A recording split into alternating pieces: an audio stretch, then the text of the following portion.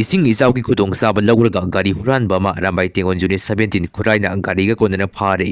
हुरानबसिगी ममिंगना MD Sabir महाक उरुप खुनौ मयालेकाइदगिनि हाइरि खुराई केंद्रगी ओइना इचाउना अमांगता थोनख्रबा युमसिंग नौना सारगनी MLA Susindro पथौ करोंगनबना इमा अमतंग ओइबियु हाइबदु इलसी अरामबागी मतौ तमदुना अखोय अमता पुंसिलसी हाइदुना इमा अमना फोंदोखरे कोविड-19 नॉर्थ ईस्ट पॉजिटिव मसिंग हेंगलकली इंडिया की ओइना मियोय लिसिंग मरी हेना नहल्ले नौना मंगा सिरे चुरचांदपुर आइजोन लंबीदा लैंडस्लाइड तौबदगी लंबी फाउनद्रे चुरचांदपुर इसिंग इचाउ मायोकनरे इम्फाल दिमापुर लंबीदा पंदुना लैरिबा गाड़ी सिंग थोरनबा बाईपास रोड सेमबगी थबक हौरे इंडिया दा नौना मियोय चहुम कोविड पॉजिटिव ओइख्रे निपान सुबा मणिपुर राइफल लमा मसागी इशू तौबा service in charge नौमैदा कापसिनदुना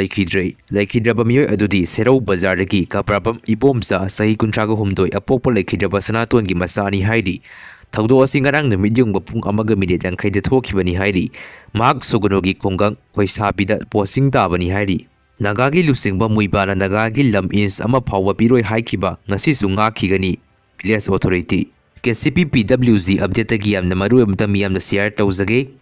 Surmala KCP hairiba miyoy asina ataibida KCP PWZ gi bingsinarga demand toribasi PWZ gi hiramata marinade ireisa singde khanganjari haina KCP PWZ update ki maikai degi pungkharagi mangda thamakibani